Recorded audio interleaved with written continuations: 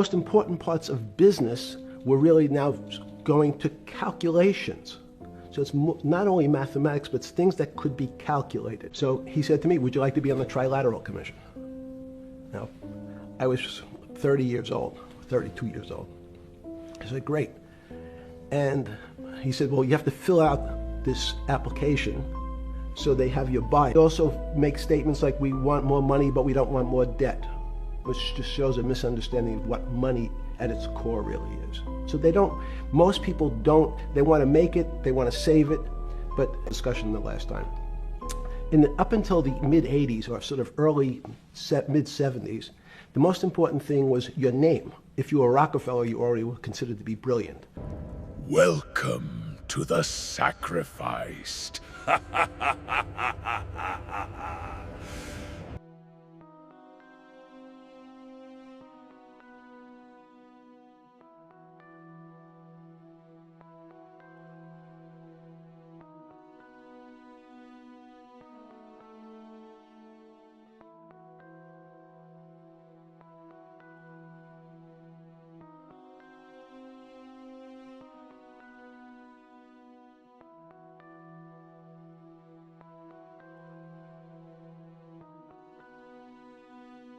Before we get into the deep stuff, let's give some basics or some things I want to do inquire from the others.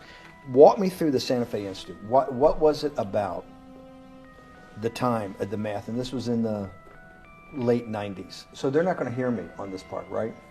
We're going to do it both ways? It will not be on the video, but we do have you recorded. Fine. Remember, when you're answering on these questions, I'm not in the shot, and they're never going to hear my voice. So a little bit you got to repeat in your answer, you got to repeat what my question was. Oh, a little bit. Okay. Santa Fe Institute. Why, when you're at the top of your game on Wall Street, do you decide to finance, which was at the time, or endow, or become the donor or sponsor, however you want to say it, for what was considered the most cutting-edge group of mathematicians in the world? Action. So Santa Fe Institute in the late 80s, early 90s, I was interested, I was on the board of Rockefeller. So that starts, Rockefeller University, formed by John D. Rockefeller to sort of give back to the community. It's east side of Manhattan, except it was old. It was sort of old-fashioned. They were talking about medicine, and medicine by itself was again subject to the ideas of science. They were trying to use science to find cures for disease. And I said, no, we need to do something different. We need to start interdisciplinary work. How did a schmuck like you get on the board of Rockefeller? What year was that? I don't remember. I think 89 and 91. So that's one of the most prestigious research places in the world, correct? Yes. Okay, how did a guy like you get on the board of a blue blood, internationally known, hard research, Nobel Prize winners all over the place? How do they pick a guy like you, a trader or basically some guy from Bear Stearns? Good question. So I was asked to be on the board of Rockefeller, and I was on the board of Rockefeller.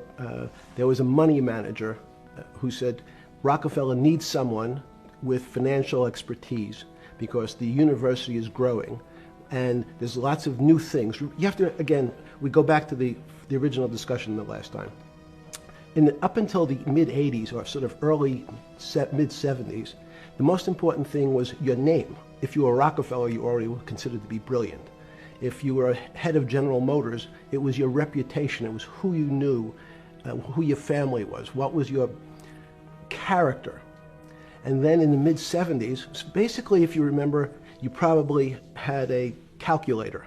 It was very advanced in those days to have a Texas Instrument calculator, where it could, by putting in the numbers, it would multiply for you to do square roots. And that was the first, and everyone who had a calculator was already advanced on Wall Street. A simple calculator, almost like your accountant. The most important parts of business were really now going to calculations. So it's not only mathematics, but it's things that could be calculated. Reputation couldn't be calculated. I could give you, are you a 10 on a reputation scale, an 8? What does it mean to have a measurement of your reputation? We'll get to that later. But places like Rockefeller needed someone to say, look, we're entering a different world where numbers and the numbers of companies, portfolio management was going to be balanced, it was going to be statistical. Jeffrey, could you come on the board? Potentially sit on the finance committee, Nancy Kissinger and a bunch of other people. And David Rockefeller and I got along very well. He was this unbelievable human being. Respectful to everyone. He introduced his driver as his colleague, not his driver. He would never say, this is my driver. He said, it's my colleague. And David started to explain to me world politics. So David would say, Jeffrey, money is going to be sort of the most important things. People don't understand money. You seem to have this knack for money. I said to David, tell me about your life. What was the worst and the best part of your life? So David said, when I grew up, everyone knew I was a Rockefeller. They didn't know that my father told me he would not leave me a dime. No money. But every time we went out to eat, me and my 5 friends in school, they would leave me the bill. They would expect me to pick up the check because I was a Rockefeller. And he said, I was chairman of Chase Bank. And he said, I remember like it was yesterday, one of the headlines in Time magazine said, David, please fire yourself. So he thought that there was a world that existed that would be a combination of both politics and business and leadership. What do I mean? He formed something called the Trilateral Commission. The Trilateral Commission is some spooky stuff. People said it was something, the Illuminati, there's some mystery about it, people that ran the world. It was politicians, but David said most countries, the politicians get elected for 4 years or 8 years, separate from the royal families in England or in the Middle East. Someone's there for 4 years and then they're not there anymore. The most important people to have stability and consistency would be businessmen. So he formed this Trilateral Commission of businessmen and politicians from 3 major continents. So it was the North Americans, the Europeans, and the Asians. So he said to me, would you like to be on the Trilateral Commission? Now, I was 30 years old, 32 years old. I said, great. And he said, well, you have to fill out this application so they have your bio. And I looked at the list of people, and it was Bill Clinton, former president of the United States,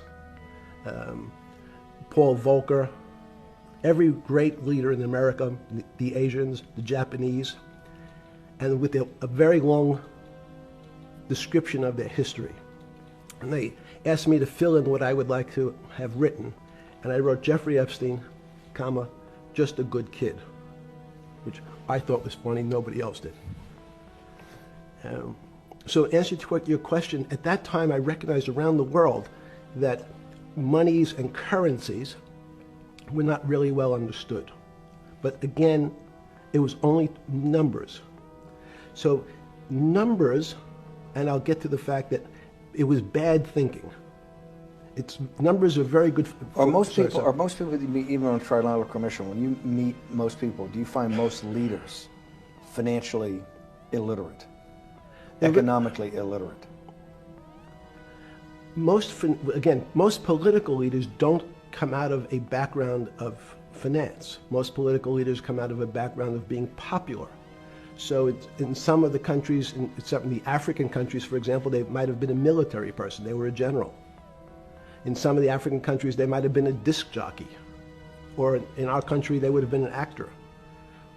The knowledge of money they don't have expertise, they have no degrees in finance. They really, and this is one of the major problems, their expertise, if they have any financial knowledge, is of their own checking account or bank account and filling in their own taxes.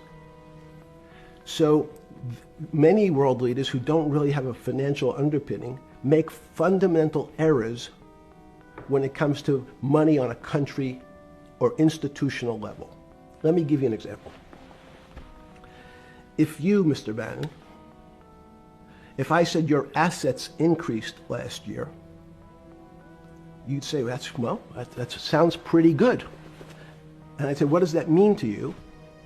You'd say, well, I have more money. I guess I'm wealthier. I'd say yes. And if your debt increased, would you feel wealthier or poorer? You'd say, well, I don't want to have increased debt. I don't like the idea of that sound, increased debt. Now, that and world leaders understand when their assets go up, they feel better. However, institutions like banks, things that people don't really understand are financial underpinnings of banks. When I say your bank, Mr. Bannon, you have the Bannon Bank, you doubled your assets. Sounds good, but what does it really mean? It means people owe you more money. You don't have any more money. What? Yeah. A bank's assets are how much it is owed by other people. That's crazy. So if the bank goes from a $2 billion of assets to $10 billion, it means people owe it an additional $8 billion, but their assets have gone up.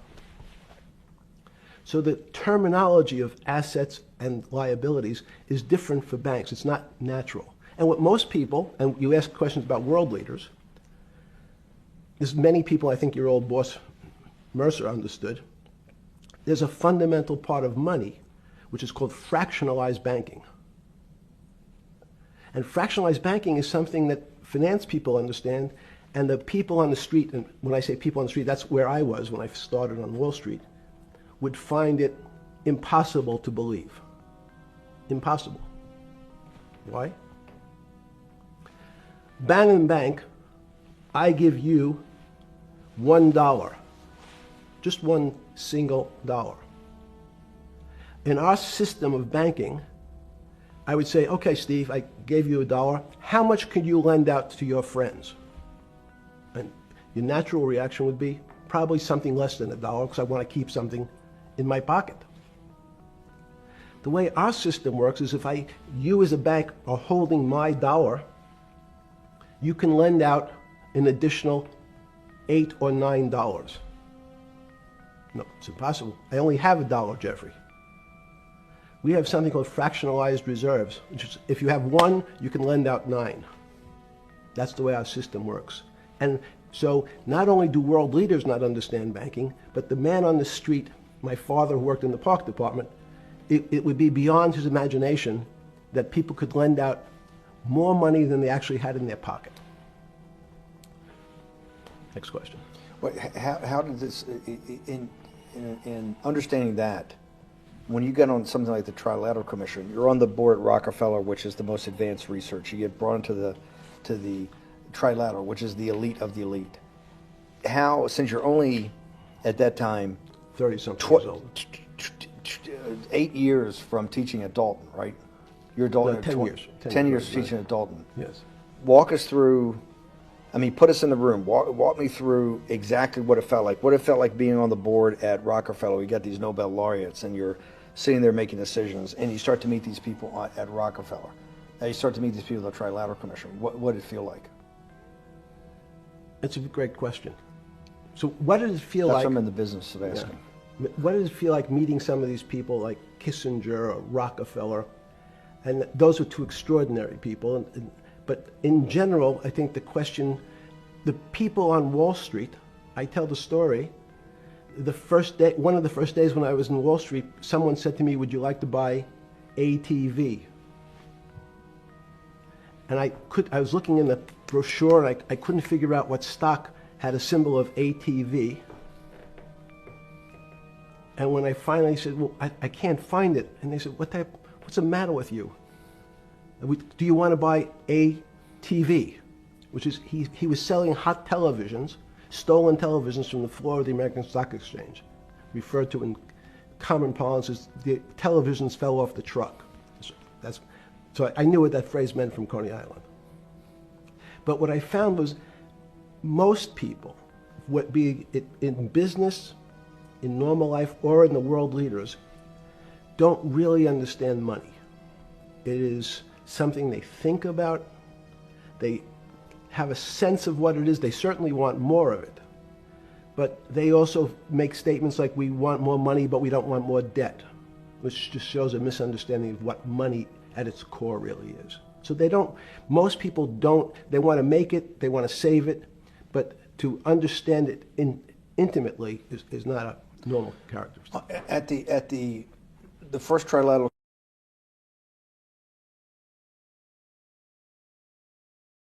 or something? Yeah, good. You're good. Just give me approximate. You joined the trilateral I commission. think it might be 90. And we'll be able to show we'll pull down the chart of where your name was, but just give me roughly when it was. I think it could be 90. I don't remember. Okay. Let's Sorry. say early 90s. Yes. When you got on the trilateral commission and had the first, where was do you remember where the first meeting was? It was in Tokyo. In Tokyo. And at what hotel? I would like to say the Hilton, but it's probably not. And it's a 3-day, 4-day? Give me some Three-day event, and it walk me was through the whole thing. Speeches. It starts with a dinner. Just walk me through it. It was boring. You couldn't possibly think it was boring. It's It bullshit. was boring. You had to No, be stars sorry. in your eyes. No. Did you fly over privately? Yes, but it wasn't my plane. So it didn't count? No. You fly over. Yes. And it was who were the first, like when you first met those leaders, you had to be wowed. No. You're 10 years out of Coney Island. No, I'm not wowed by people of position. I'm wowed by people of great ideas. And I don't care if it's the bus driver. I don't care if it's the student I had who has teeth coming out. Well, every these guys direction. have to have great ideas. They're the leaders of the 3 great continents of the world: North America, Europe, and Japan.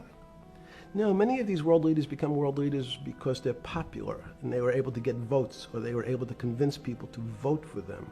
I learned later. Many of them were just good at what they did in terms of politics. Remember, world leaders are politicians in general. They're not scientists, they're not intellectuals, they're not great thinkers, they're great politicians. At the first Trilateral Commission meeting that you remember in Tokyo, sometime in the early 90s, do you remember what were the big issues of the day that they were talking about, and what did you think about it? Yeah, in fact, it was funny because they were talking about inflation, and they were worried that what would happen, how do you control inflation?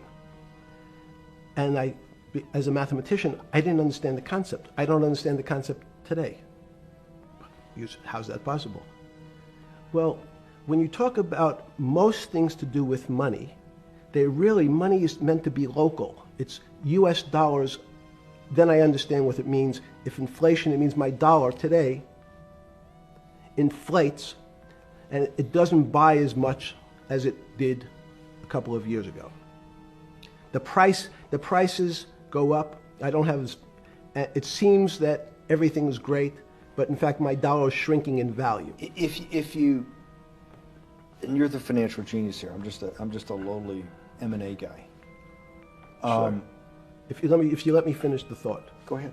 So if you're in America, you can feel inflation. Your salary's gone up, but you can't buy the same car. In fact, it starts to feel weird because the value. That's why I wanted to ask the question then. This is my point. Sure. The people who live and breathe this, the central banks, have been haunted by the specter of inflation since the late 70s. Yes. First off, tell our audience, how did that happen? The two great financial events in the 20th century, I'm not going to get to the 21st, were the great inflation in Europe after World War I, the Great Depression, the hyperinflation in Germany that led to the rise of Hitler, and then this inflation in the mid-70s. Before you go to explain inflation, why is the specter of inflation always the central thing in central bankers' minds? Because it goes back to the first concept I said, the weird concept of fractionalized reserves. The system is not well understood. And most systems, in fact, are not well understood. We don't know how our digestive system. Stop. This is I impossible. understand. This is impossible. The world banking system, the world currency system, the world monetary system has to be so well understood by the Greenspans of the world and the Bernanke's of the world and you. right? No, not me. The currency traders, the guys making billion-dollar bets every day. The legendary guy on Wall Street in the late 90s, Salomon Brothers. Lou Ranieri? No, the guy that wrote the money. Michael Lewis? Marius Poker? Yeah, Liar's Poker. Who's that about? That great trader. Lou Ranieri. No, it wasn't Lou, the guy that ran the desk. Yeah. That eventually ran the hedge fund that went long-term capital. Ah, yes. I don't remember. Who's the guy? I want to say, I don't remember. I'm sorry. Lou Ranieri is big, but Yes. those guys have to understand the system perfectly. No, they don't understand the system.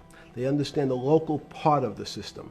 So, for example, why is not only inflation, most bankers are terrified if the public understood that the bank really doesn't have their money at any one time.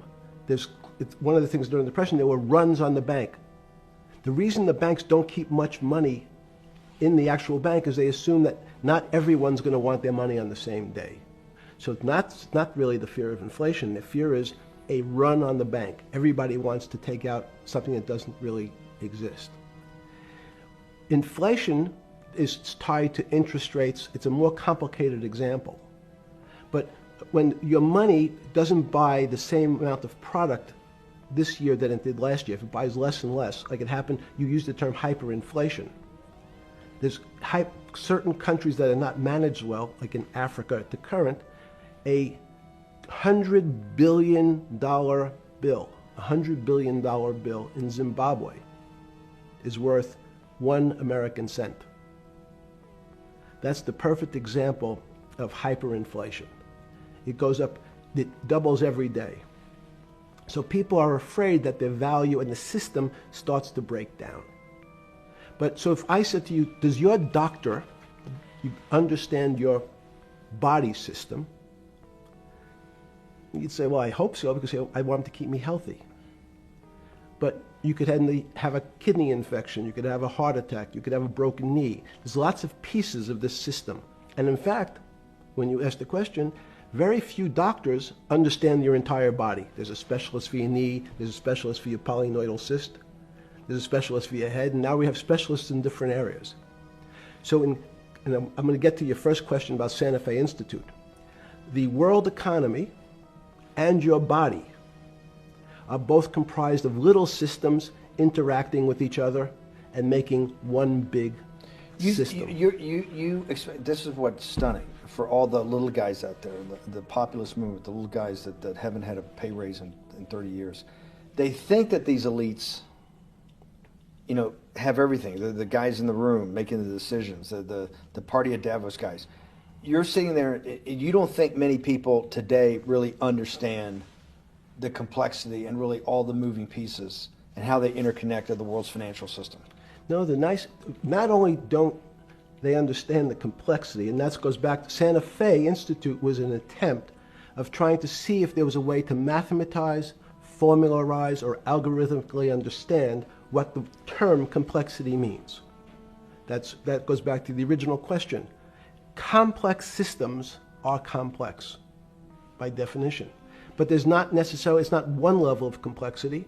We might say, well, our fingers are complex, the movements, the muscles of our hands, but it's not as complex as the blood system. Now I have a circulatory system. I have systems on top of systems, so that there's no one group of or person that really understands the way the body works. There's no one group that understands the way the financial systems work. You might understand U.S. bond market. Now you've asked about the trade of long-term capital. That was a bond fund, very small part of this very complex system. So the goal of the Santa Fe Institute was to see, is there a way to somehow understand how complex systems interact? Fast forward, Steve, to today, where Google and these other engine companies, the other tech companies, are trying to build artificial intelligence. The strangest thing that they've found, one of the strangest things, is that the systems that they design, this artificial intelligence, which a lot of people have heard about, is they design a bunch of systems. They're called neural nets. Terms simply taken out of brain work, neurons in the brain. nets because they actually look like a net. They put in some inputs. The computers work, spit out an answer.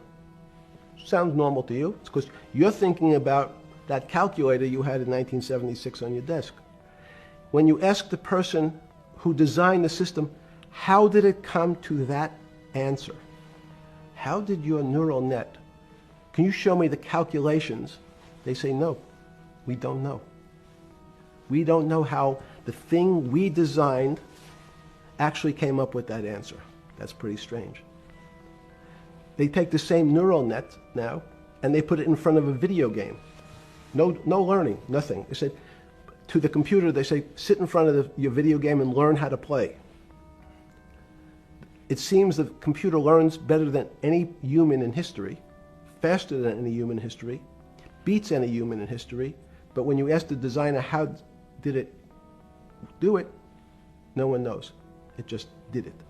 So that's the first little touch of things that we already have gotten to a place where we don't understand it and we built it. On Sunday afternoon, September 14th, 2008, where were you? Sorry? It was the night they put Lehman Brothers in bankruptcy in London. I was in jail. Seriously?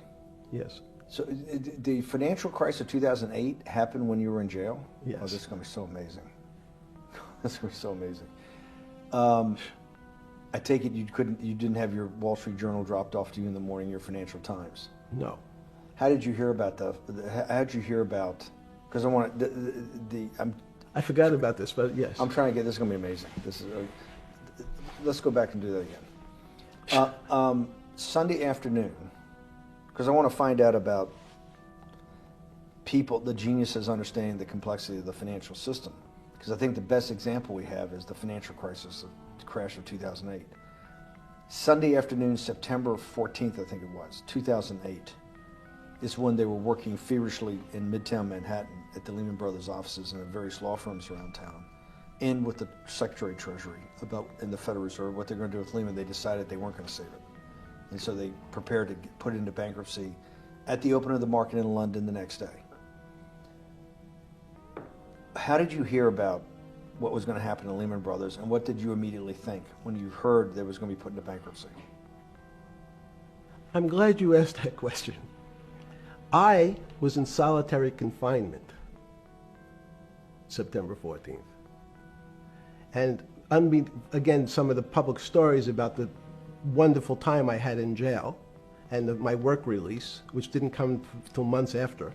I'd been there since June in an 8x10 cell with a bed in the back, a 6-foot bed in the back, a chrome sink with a toilet attached to it, and a little piece of metal sticking out that was supposed to act as a table. Now, since I was in jail, there were no books. Why? There's no library. No library, but you're in jail. No, I was in jail, not prison.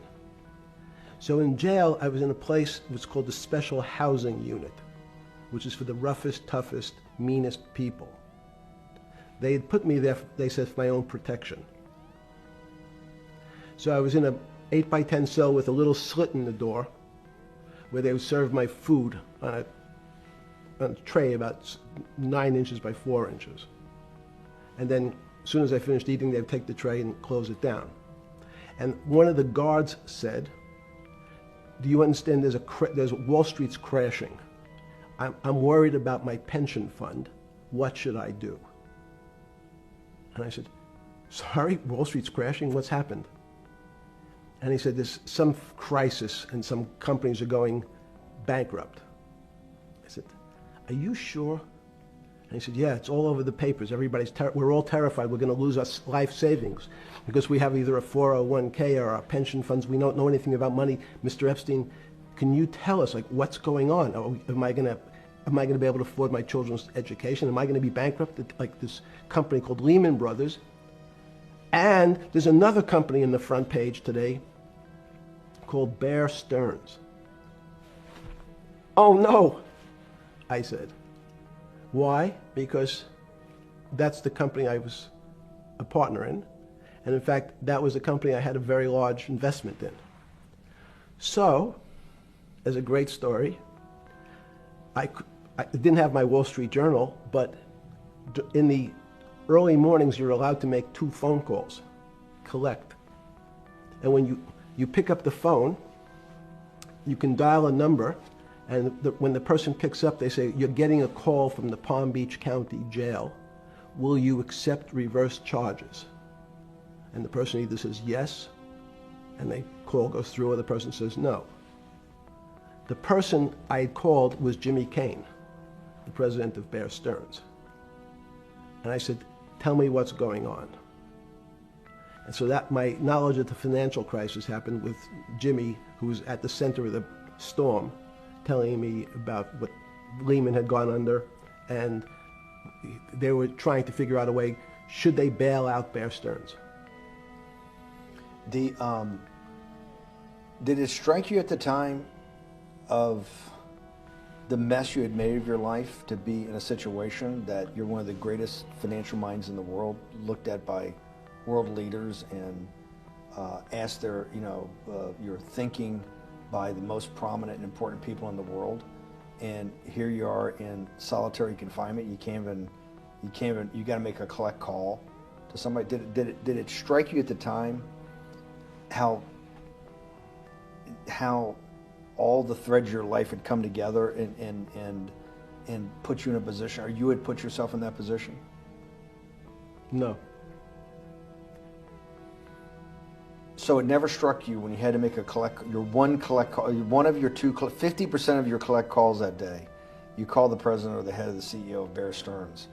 The biggest financial event in your life is taking place, of which, one, every important person in the world would be seeking your opinion. Number 2 would be a once-in-a-lifetime opportunity to apply your craft. Number 3, it would be a once-in-a-lifetime opportunity to make money if you were smart, and obviously you're smart.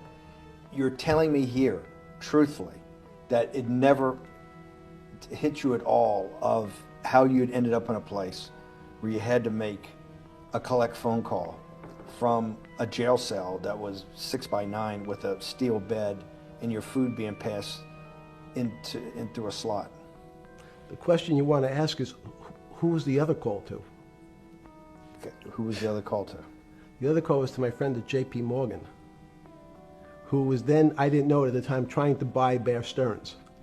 So at one point, I had 2 phones. It was difficult because they're afraid people are going to hang themselves with the phone cord. So they don't actually come together and they're pretty short. So I was actually going between 2 phones talking to Bear Stearns and J.P. Morgan at the same time. So I found it amusing. And it never struck you about how to end up in a situation like this? No, that would be probably means I would be too self-aware. You can't possibly expect me to believe this. I know. I don't believe it. You're telling me that during that day, you never had a moment you sat there and go, what the fuck have I done with my life that I'm in a 6 by 9 jail cell when I should be on a trading desk, or I should be in my $250 million greatest townhouse in New York City, taking calls from the king of Saudi Arabia, the president of China, the head of Russia, the president of the United States, to save the world's population from a financial debacle. You honestly expect me to believe that never happened? You're suggesting I was somewhat depressed, and how could this happen to me? I'm not saying depressed. I'm saying a moment of awareness of how could I get myself into this situation. No, I would just say how strange that this happens. It's strange. I'm wearing a jumpsuit and flip-flops. What color was the jumpsuit? Brown. Brown. Brown jumpsuit. Yes. I notice I don't see you in a lot of brown. No. Brown jumpsuit and flip-flops. Flip-flops, yes. With no access to books, no access to newspapers, no access to anything. You had lived on information. Except my Almond Joy bars. I had extra Almond Joy bars. Did you eat Almond Joy bars and things like that because you're afraid of what the cooks did to your food? Yes. Is that because of that you were in for the crimes that you were in for? No, it was just in fact, I was... Is it because you're wealthy? Yes. How did you know that? Well, people would constantly come if I was passing by or have to go for my medical. People would either ask to borrow money or make some other types of comments about. In the beginning, what were the comments? At the beginning, what were the comments? It serves you fucking rich guys right that you're here next to me. There was nothing about your crimes. No. So all this rumor you hear all the time about people in prison that commit the type of crimes you commit, you're saying in your personal thing is not true. No. It was all because you were rich. Yes. And it was all because they wanted to borrow money. Or get advice. Yes. Where they get advice to stock go long, to go long. Yes, You're telling me is this time to buy? You're telling me in solitary confinement they're interested in going long. Yeah. They want to know what does that say about human nature? Well, what I think the people find, one of the reasons they wanted to keep me in solitary confinement was they were afraid that everybody would want to know which stocks to buy. But what happened was, after this crisis, now it's on the front page of every newspaper. I don't want to lose this day. Sorry. When you first heard that, was it Bear Stearns had been kicked into bankruptcy, 6 months before? No, this is the same time. This is part of the same deal. I thought, no. Bear Stearns, they saved Bear Stearns and didn't save Lehman Brothers. That's right. it. 6 months before they had bailed out Bear Stearns, but Bear Stearns was still a zombie. A shell of its former self. A former self, but they had quote unquote saved it. They admit. Why did they make the decision in your mind? Why did Hank Paulson and Bernanke what's this concept of moral hazard? Explain to the audience what moral hazard is, and why did they save Bear Stearns 6 months before, and why did the smartest guys in the room decide not to save Lehman Brothers? It's a good question. The real issue is I'd have to go back when you have these systems to the way your doctor responds to any type of emergency in your body. If they might decide to save your kidneys and let your gallbladder go, because the gallbladder is less important to your overall system. If at that time, even it's not that long ago, the boogeyman was when said, well, what really happened? Jeffrey, what really happened? What is this financial crisis? And, some of the progressives and the right wing blame it on the banks. It was the banks' fault. And it's the fault of this very esoteric, unknown concept of derivatives. It was really the derivatives that caused this financial crisis, because the derivatives got somehow out of control and in the Mickey Mouse. And that was the way you started your road to a billionaire went right through derivatives. Yes. But derivatives were not the cause. Derivatives were not the cause at all. It's like saying your hair was the cause of your heart attack because it was on top of your head. So what was the cause? There isn't, let me say, there's no one specific cause. These are system collapses. So many times when they have to make your death certificate, when you say, well, what did he die from? They'll say heart failure. But if you say, what was the cause of his heart failure? Well, he had low blood pressure, his sugar was high, he was diabetic, he had all these other problems. But they say, no, we need a word on your death certificate. Did he die from brain damage? Did he die from heart failure? That's the financial crisis. Many people said, well, what caused it? They wrote, like on its death certificate, derivatives.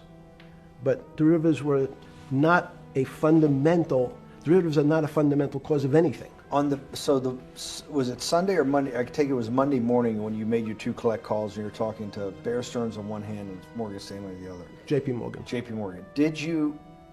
That was Monday morning. Did you, Jeffrey, being one of the financial geniuses in the world, did you understand what Lehman Brothers going into bankruptcy, the domino effect, that by Thursday the financial system would be under such extremis that if it didn't have $1 trillion cash infusion in the United States, it might collapse? Did you know that at the time? Did you view that at the time? Yes. You did? Yeah. Why? again, I don't want to bore you or the audience with the idea of it's a medical procedure, but you had system failures.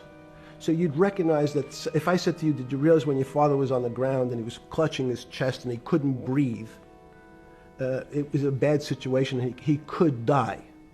That's how I saw it. Did you immediately think about the commercial paper market? I mean, the mechanical triggers that actually you had to blow through these circuit boards. Did you know the circuits? Did you understand the circuits? Or did you have a concept of the circuits that were going to get blown through? Yes, but only because of an analogy to a body. And in fact, from my telephones against the wall with my little metal wires, because the next day I talked to another person in Washington about the issues of what I thought was happening, and I made the same discussion about the... They were at the Treasury Department? Yes. So in a 6x9 cell in... The phones were outside the cell. In Palm Beach County, California? West Palm Beach, Florida. West Palm Beach, Florida. That's what your juice diet. West Palm Beach, Florida. West Palm Beach, Florida. West Palm Beach, Florida.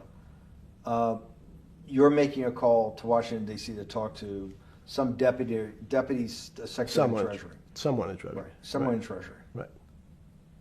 And that does not, the night before you go to bed, it doesn't dawn on you at all. You never have a moment of self-reflection that, how did I end up on this metal cot when I should be at the center of things? No, I had a telephone, so I said, I can talk to, it makes no difference where I am, in fact. I'm still talking to the same person if I was at my home in Palm Beach. But I'm here in jail. Your home in Palm Beach. I can dial my own phone. That's bullshit. No, but you can also make 1,000 phone calls. Here you got to make one, and he's got to take. Think how much better that was. I had to decide who was the right person to call. That was unusual for me, because I would have called 20 people. And before. what was the advice you gave? I said, you have a sick patient, and it's very much like a sick patient in the emergency room. You can't think about it like your car. People in normal walks of life think about money and things as a machine. And unfortunately, so if your car breaks, cars are always easy to fix.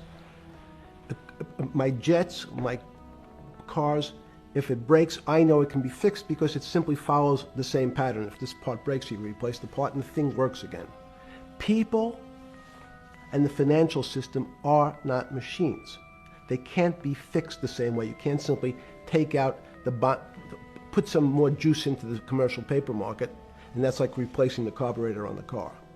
It's much more, I have a patient who can't breathe, has a stomach problem, can't see, looks bleeding at the same time. What do I do first? I have to think about it as a system. Where's the most logical place? What's the most dangerous place? If your heart stopped, we have to start your heart again. In the equivalent to the money market, why do I have to start your heart again? I need to get your blood flowing. If your blood stops, you're dead. If liquidity, which is the equivalent of blood in the financial system, dries up. Once liquidity is basically cash, putting cash into the system. Forget about what it is. Okay.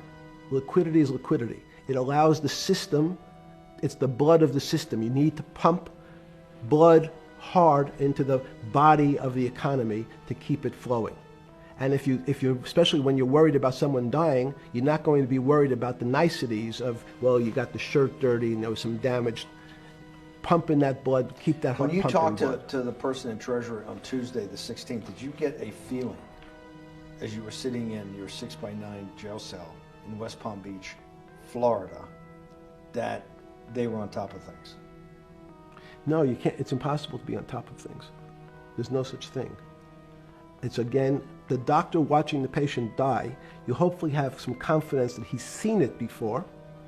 He recognizes that there are some steps he has to take first before he bandages the guy's finger or worries about what shoes he has on.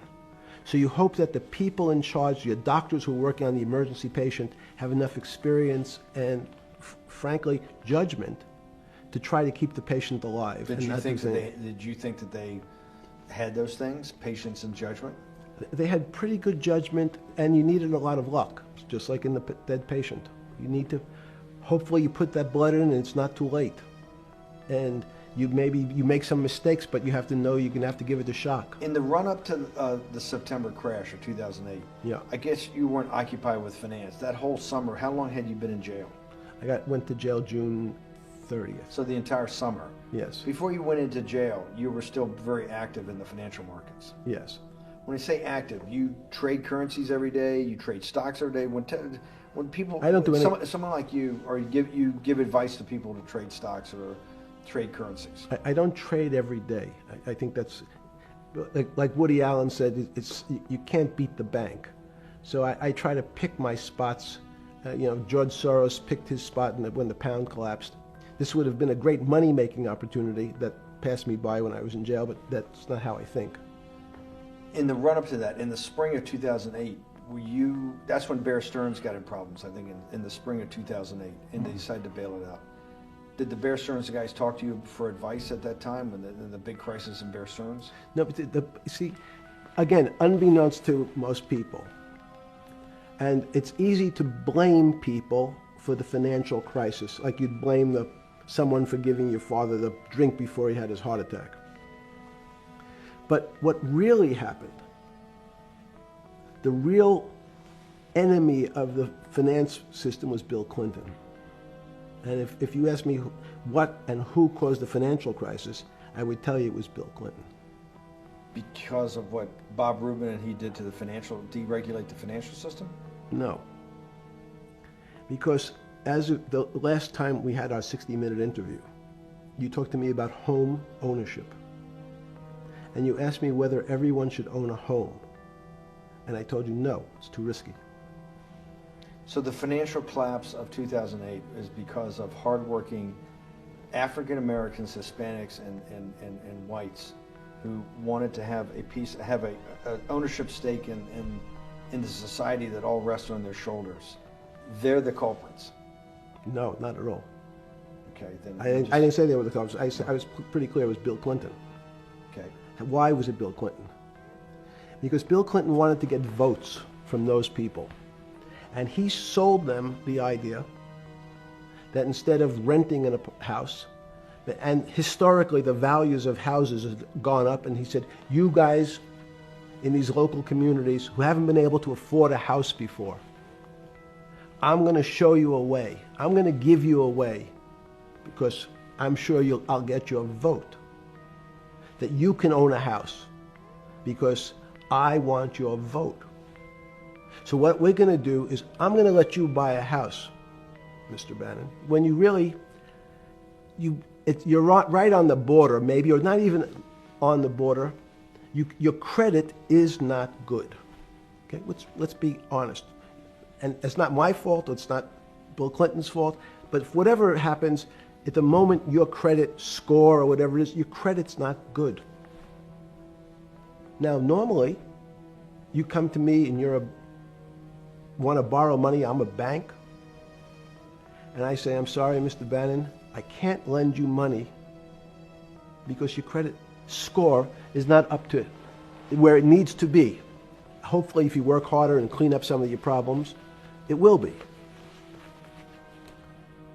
But no, what I say to you is, I'm going to figure out a way to lend you, not give you. I'm going to lend you money anyway, though you don't have a good credit score. And don't worry, I'm going to get rid of the term that you don't have bad credit. Bad credit sounds pejorative. You don't want to be a person. Sounds judgmental. Yes, sounds judgmental.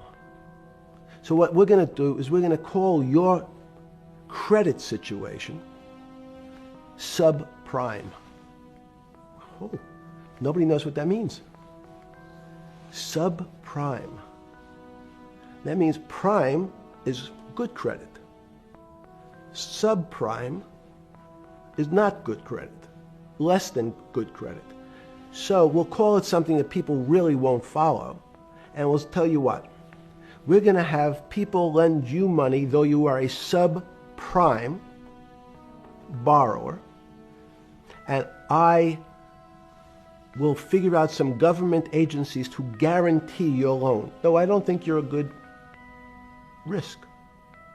So the banks say, no, we don't want, initially, the banks say, sorry, This is too risky, Mr. President, for us. We're in the business of managing risk. It's not our money. It's the hard-working people's money sitting in our bank. We can't lend to people whose credit is not prime. You're asking us to lend to people who are subprime. And he says, here's the key, if you don't, Mr. Bannon, I'm going to make sure the Justice Department charges you with discriminatory lending because you refuse to lend to my subprimers. In business terms, you should never lend to. But what we'll do is I'm going to form an agency called Fannie Mae and Ginnie Mae, just another agency names. They'll guarantee your loan. So don't worry.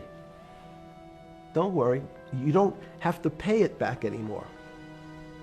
Even though and maybe you don't even have to work as hard anymore. That's probably a harsh statement, but these players, these two big firms, Fannie Mae, will guarantee the fact that that bank will receive its money. Now, the bank says, wow, best deal in history. I refused to lend to Mr. Bannon, but now he has the big brother, his Uncle Sam. He went to his Uncle Sam, and Uncle Sam says, I'm guaranteeing it. The bank says, I want everybody. Give me as many people as you can give me, because Uncle Sam is the best credit in the world. Not only it's the United States government. We'll take it all. We'll take as much subprime as we can handle, because it's the best investment for the moment. It's a strange investment because it has politics that has inserted its way into the numbers. Politics doesn't belong in the markets.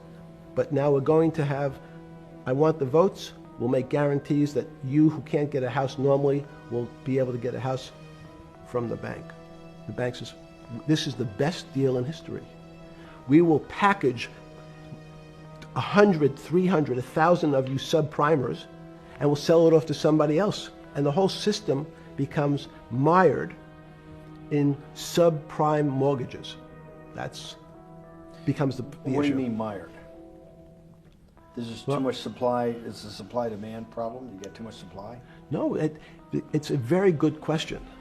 What does too much supply mean? Well, then you get to people, go back to your first question to me. Government leaders. Government leaders know if they're good, and they can do mathematics, they can balance their checkbooks. So certain people in Congress said, well, how do you value these subprime mortgages? The banks say, we've been valuing them the same way we've always valued them for the past 20 years. The accounting firms, there's something in this country called GAAP accounting, which is a standard type of accounting. And we account for them the same way we've always accounted for them. If we paid $1,000 for your mortgage last night, when we put it on our books today, we're going to say its value is $1,000. It makes sense. I paid for it what's its value? It's $1,000. That's what I paid for it last night. No. The Congress people said, that's not really a good answer, you know. That doesn't give us confidence that you know what you're doing. Because what happens if you have to sell it tomorrow morning? If something's happened and you have to sell it. Remember, there's kinds of stress tests. Would you be able to value it at what you paid for it the day before? And Wall Street says, that's not the way you can think about this. This is crazy. We always value things at the cost from the day before. And they changed the accounting method, in essence, to say not what it was worth yesterday, but if I have to sell, what would it be worth? That's impossible. So what happens is every bank now has to value something they bought yesterday at lower than they paid. Never before in 20 years did they have to do this. So something they bought at 1,000, on their books was 1,000, is now 990. That starts to, You asked the question about what did I start to think about.